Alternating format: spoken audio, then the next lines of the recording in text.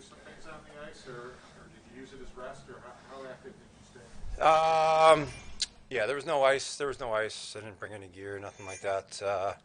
But tried to be active with the kids, running around, chasing them around. Got to the gym a couple times, just trying to stay on top of some therapy stuff. But for now, it's just a matter of getting back into the rhythm here. We got a few days, a game here and then a game Sunday with a bunch of practices in between to kind of get geared up for.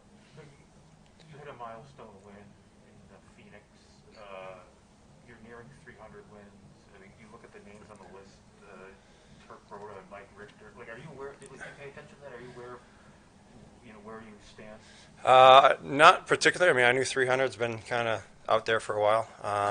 But yeah, as far as the names, not so much. I think it's just staying in the moment, kind of letting the numbers take care of themselves. But yeah, I mean, I think Richter's the next American one, right, at 301. So I think that's kind of, just you got to set goals for yourself to kind of keep yourself motivated and keep pushing yourself. And that's definitely one of them as far as on a personal standpoint of trying to get to climb the standings in that.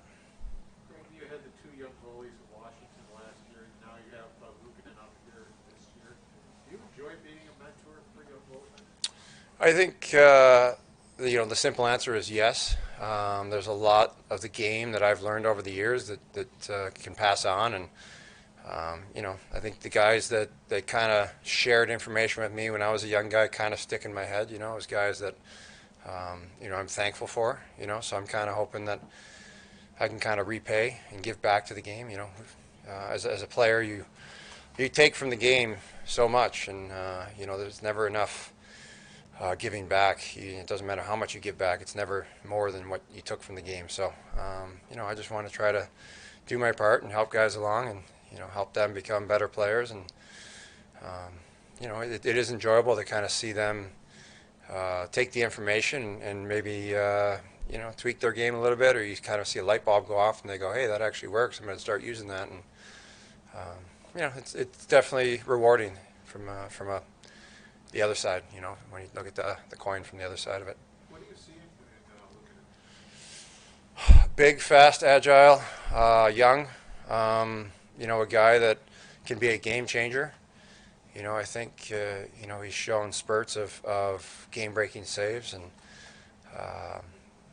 he's definitely a guy that's out there working hard at every moment So he's definitely got the work ethic to go along with the skill set. So it's exciting to kind of see him out there and see him grow. I think he's come a long way. So saw him in training camp, and then whenever he got hurt and he was up here playing, you kind of see his game come to where it is now, and then he got injured. So, watching him rehab and get back with his work ethic, I'd be really excited to kind of see where the next couple steps take him. You know how this time of year goes. You've been in the game long enough. Well, how do you view the next month? You're trying to play for this team and accomplish personal goals, but your name's probably going to come up at the deadline when it comes. Yeah, I think you can't worry about the outside noise.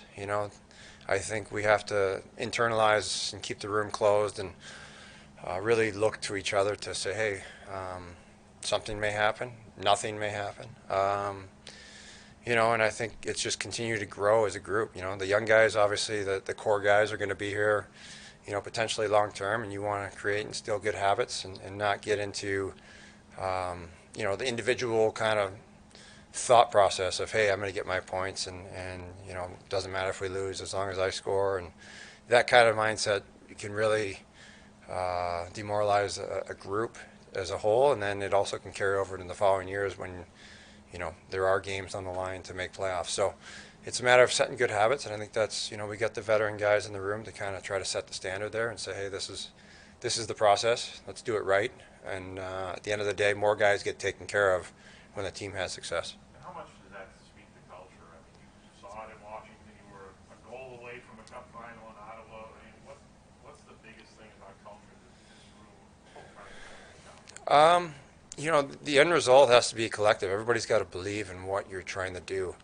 If you've got a group or a couple individuals that are kind of off on their own page, that can get kind of cancerous and kind of pull some other guys. So, I think the key is to have that core team idea mindset first, to compete and win games first, if you win more games, you're winning more games, there's going to be more empty nets, right? So there's going to be more plus minuses. There's going to be more points for if you're on the leading side at the end of the game, and that's kind of the mindset that the good teams that are in the playoffs that have. I think if you look back, I haven't looked at it in a long time, but a few years back, you look at the top 16 teams in goals against. They're usually the 16 teams in the playoffs. And that's a tough concept to understand when you're a guy that's supposed to be a goal scorer and, hey, I got to score to get a contract or I got to score to win games. And it's kind of like the opposite mindset. You got to have, hey, defense first, we'll generate from that, and that's what's going to help the team. And it's hard. You got to grow through it, right? Just sometimes it doesn't click in right away, and you got to go through some losing spurts to get there. But eventually, the players that play a long time do get there, and that's what we're hoping to see on a quicker basis with the guys here. Thanks, everybody. Thank you.